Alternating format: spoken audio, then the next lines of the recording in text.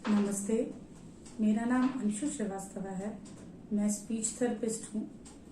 आज हम लोग बात करेंगे कि बच्चों में स्पीच एंड लैंग्वेज का डेवलपमेंट कैसे होता है, किस एज में बच्चा स्पीच लर्न करता है, कब तक लर्न करता है और इसके साथ ही किस एज में आकर वो स्पीच लैंग्वेज में कन्वर्ट हो जाती है।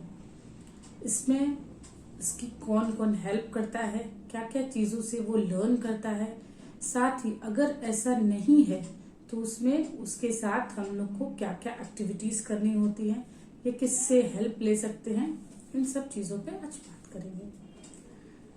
जैसे कि जब बच्चा घर में जन्म लेता है तो ढेर सारी खुशियाँ आती हैं। साथ ही हम लोग बच्चों के साथ बात करना भी शुरू करते हैं, उसे प्यार से बुलाते हैं, उसे आवाज़ देते हैं, उसे खिलाते हैं, उसके साथ खेलते हैं। इन सब में बच्चा भी, जब बच्चा 3 मंथ तक का हो जाता है, 0 से 3 मंथ का होता है, बच्चा भी उन आवाज़ों को पसंद करता है। वो खुद भी अपनी आवाज़ें निकालना शुरू करता है, कुछ कुछ आवाज़ें निकालता है, उन्हें वो सुनना पसंद करता है। उन आवाज़ों को वो जो नॉइस मेकर टॉयज होते हैं उनमें वो इंटरेस्ट लेता है। साथ ही कभी कभी उसके साथ अगर हम लोग बात करते हैं तो वो स्माइल भी कर देता है। इसके साथ सबसे इम्पोर्टेंट चीज जो स्टार्टिंग का 3 मंथ होता है, उस टाइम बच्चे का ऑडिटरी डेवलपमेंट हो रहा होता है। Speech, auditory skill, cognitive skill और सोशलाइजेशन स्किल से मिलकर बनती है। तो जो 3 मंथ का टाइम होता है, ये बच्चे का ऑडिटरी डेवलपमेंट का टाइम होता है। इस टाइम बच्चा साउंड को सुनता है, उसको पसंद करता है, उसके साथ एंजॉय करने की कोशिश करता है।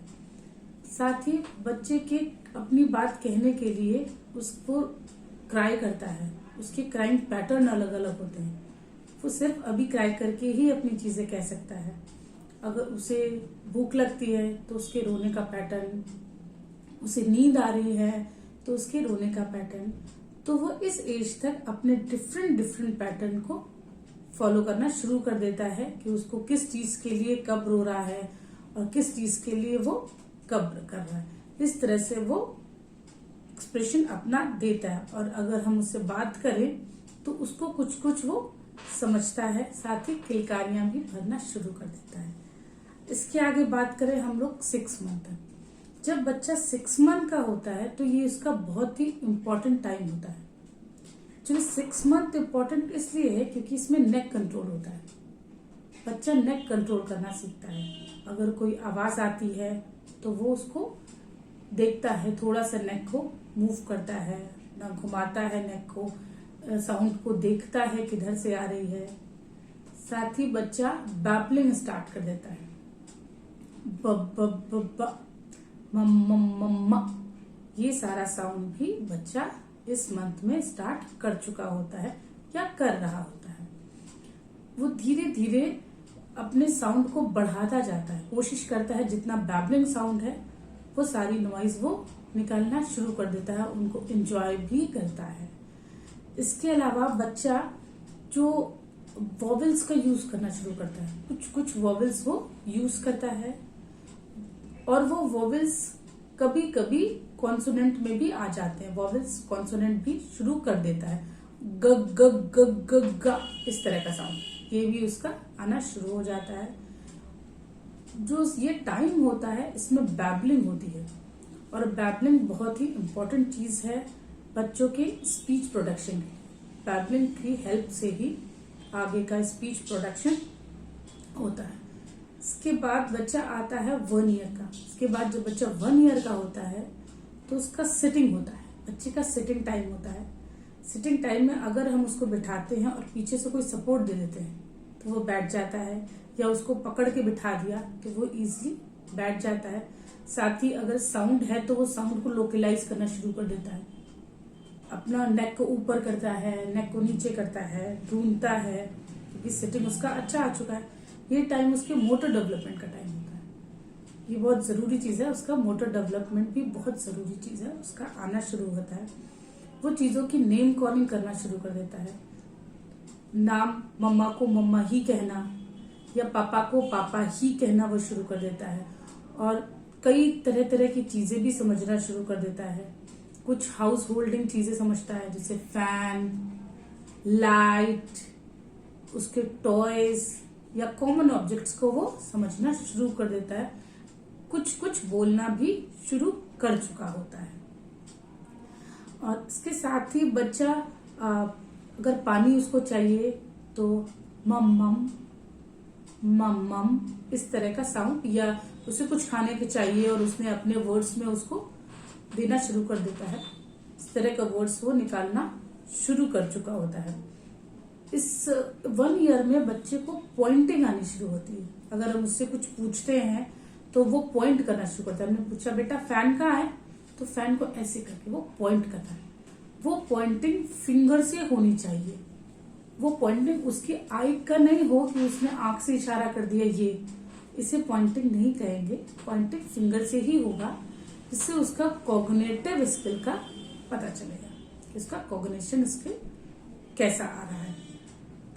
जब बच्चा 2 ईयर का होता है, 2 ईयर में बच्चे की वोकैबुलरी काफी बढ़ जाती है। 2 ईयर्स तक बच्चे की वोकैबुलरी अच्छी खासी हो जाती है। ये लगभग 50 या मोर देन 50 वर्ड्स भी हो सकती है। बच्चे को इसमें बॉडी पार्ट्स आने शुरू हो गए होते हैं। बच्चा इसमें छोटे छोटे कमांड्स फॉलो करना शुरू कर देता है। अब वो वन वर्ड 2 वर्ड का यूज करना शुरू कर देता है। अगर आप उससे कहते हैं या आप कमांड उसको सिंपल कमांड दे रहे हैं तो वो सिंपल कमांड भी फॉलो करना शुरू कर देता है। अगर आप उससे पूछेंगे कि बेटा बॉल कहाँ है, तो वो उसको समझता है। या अगर हमने उससे पूछा ग्लास टेबल पर, उससे कह दिया ग्लास टेबल पर रख के आओ, तो वो जाकर ग्लास को टेबल पर रखकर आता है। बच्चा इन चीजों को बहुत इजीली फॉलो करना शुरू कर चुका होता है। वो चीजों के नाम लेना ज्यादा शुरू कर चुका होता है। इसके जो कॉमन ऑब्जेक्ट्स होते हैं, उन कॉमन ऑब्जेक्ट्स को वो बहुत अच्छे से उनका नाम भी जान चुका होता है। बच्चा इस एज में डॉग, कैट, एप्पल, ऑलमोस्ट ये सारी चीजें भी बता सकता है। कभी कभी बच्चा अपना नाम इस एज से पहले भी लेना शुरू कर देता है। अगर उसका नाम इजी है तो वो 2 ईयर से पहले भी लेना स्टार्ट कर चुका होता है। बच्चे का जो 2 ईयर्स का जो टाइम होता है, इसमें बच्चा आप उसकी वोकैबुलरी भी अच्छी होती है, साथ ही बच्चा आपको भी धीरे धीरे अपनी चीजें कहना शुरू कर देता है।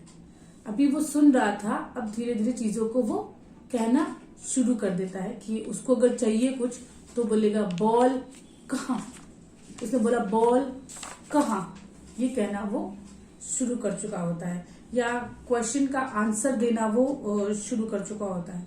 और रोज वो बच्चा कुछ ना कुछ बोलने की कोशिश करता है। बच्चा लगातार कुछ ना कुछ नया सीखता रहता है।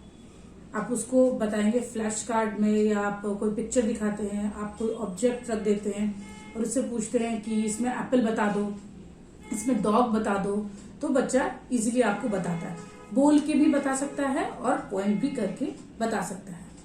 ये भी बच्चा आराम से कहता है। साथ ही कभी कभी पूछता है पापा कहाँ। इस तरह का भी बच्चा आपसे क्वेश्चन भी कर सकता है। आपके क्वेश्चन का आंसर भी वो 1 वर्ड में या सिर हिलाकर हाँ और ना में भी कहना शुरू कर चुका होता है। इस एज तक आते आते बच्चे को नो का कॉन्सेप्ट बहुत क्लियर हो गया होता है।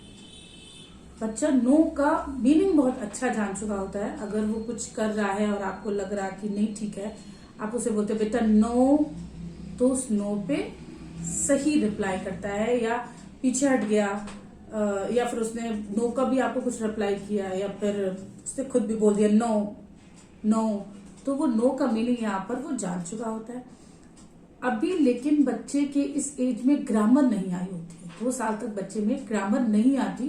वो 2 वर्ड्स 3 वर्ड्स का यूज करना शुरू कर चुका होता है। सपोज मम्मा पानी, मम्मा खाना, इस तरह का वर्ड निकालना वो शुरू कर चुका होता है। इसके बाद बच्चा जब 3 इयर्स का होता है तो वो अपोजिट सीख चुका होता है। बच्चा अपोजिट सीख रहा होता है या सीख चुका होता है। ऊपर का, नीचे का उसको मतलब पता होता है। इजीली वो आप उसे बोले जाओ ऊपर देखो जाकर, वो ऊपर जाके देखेगा, नीचे जाओ वो नीचे चला जाएगा। या आपके जो कमांड है, 2 डायरेक्शन कमांड है, हमने उससे बोला ग्लास उठाओ, टेबल पर रखो, डोर बंद करो, वो जाएगा, ग्लास को उठाएगा, टेबल पर रख के आएगा और डोर को बंद करके आएगा। वो इनको सीक्वेंस में ही करेगा, इजीली वो इसको फॉलो कर लेगा। और साथ ही वो जो कॉमन कॉमन ऑब्जेक्ट्स होते हैं उनको वो नाम बोलना शुरू कर चुका होता है। उसके इस टाइम 3 इयर्स तक बच्चों में 200 से 1000 के बीच वर्ड्स आ जाते हैं। उनकी स्पीच इंटेलिजिबिलिटी बहुत अच्छी हो गई होती है, काफी अच्छी होती है, इसमें वोकैबुलरी भी इसकी अच्छी होती है और लर्निंग भी इस टाइम बहुत तेज होती है।